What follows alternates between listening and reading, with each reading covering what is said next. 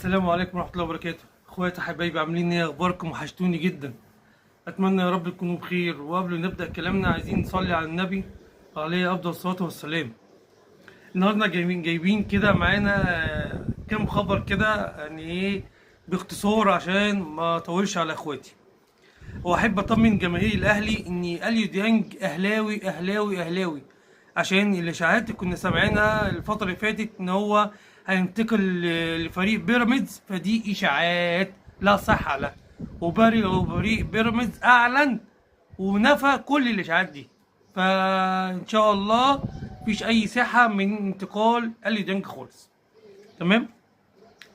نيجي بخصوص نادي برشلونه. فنادي برشلونه تم الاتفاق مع مدافعه خلاص إيريك جارسيا على تجديد عقده لمدة 5 سنوات، وخلال الأيام اللي جاية هيتم التعاقد والإمضاء على التوقيع العقد.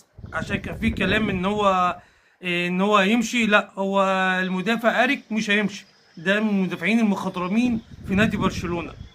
كما ان اعرب رئيس النادي برشلونة عن سعادته بوجود النجم الصاعد لامين يامال. ده يا جماعة لاعب ممتاز جدا، شاب صغير فعلا. ده ميسي التاني.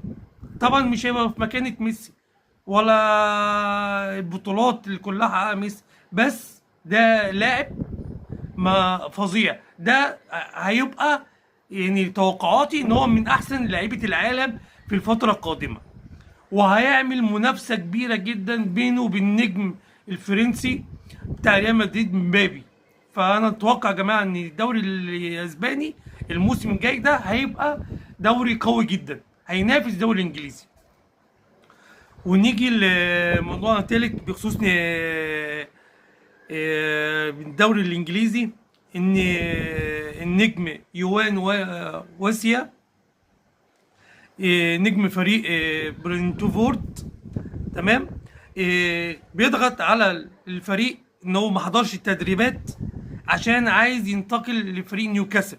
فعمل ازمه كبيره ان هو امتنع ان هو يتدرب مع الفريق عشان يضغط على النادي ان هو يوافق ان ينتقل لفريق نيوكاسل، عشان نفسه يلعب في البطولة اوروبا في الموسم الجاي. طبعا دي هتبقى ازمة، وهنشوفوا برنتفورد هيعمل ايه في خلال الازمة دي، وايه قراراته عن امتناع اللاعب عن التدريب. ف